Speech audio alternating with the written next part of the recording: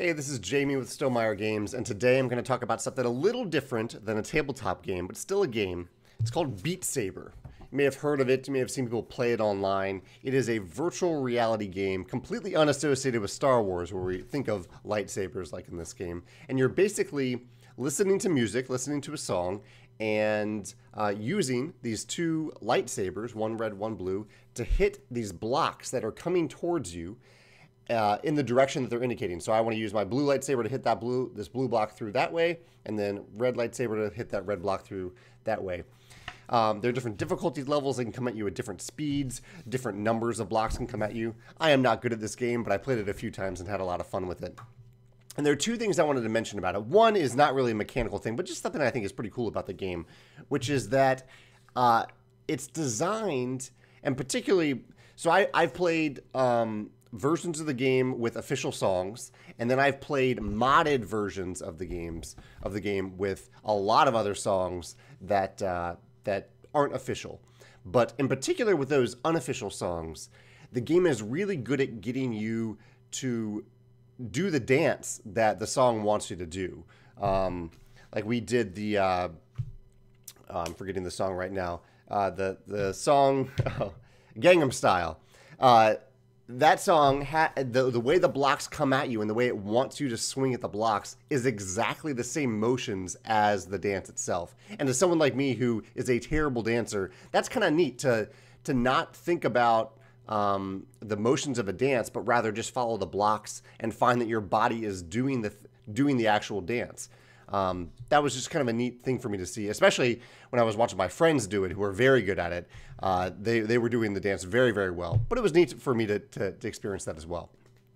My favorite mechanism in the game is mostly tied to cooperative games, even though this is a single-player game, which is in Beat Saber, as you miss blocks, or if you hit blocks the wrong way, which I do quite often, your life, which you can see a little meter over there, this is kind of your life, goes down. So it diminishes down to zero, and if it goes down to zero, you just fail as you miss blocks or miscut blocks.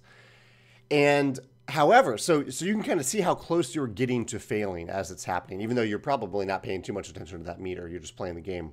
But the nice thing is, if you miss a few blocks and then you get back in the rhythm of hitting blocks, you can recover that life, that health, and work back up.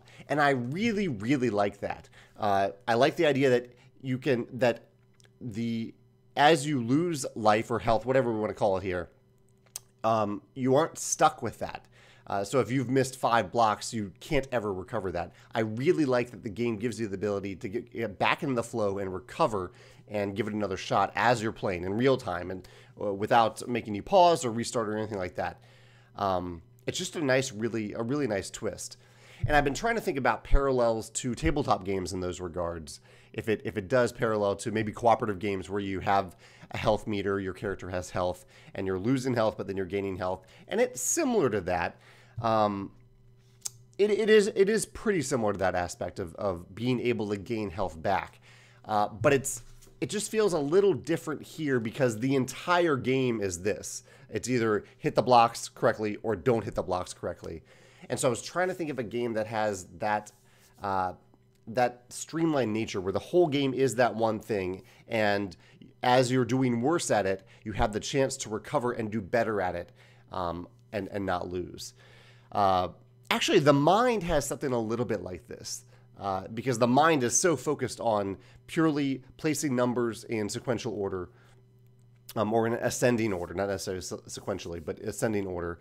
And as you win each round of the mind, if you make it to the next round, even if you have lost some life, you can gain some life back simply by not losing all of your life and progressing to the next round. So it does feel a little bit like that. But it would be neat in the mind or in a game like the mind where if you have a really great round, if you have a really poor round that's followed by a really great round, that the greatness of that round, the ability of you that you didn't lose any health that round helps you gain more health the next round. Basically pairing the idea of doing really bad with getting better and how that improvement actually helps you recover in the game and get better at the game and further away from losing, basically.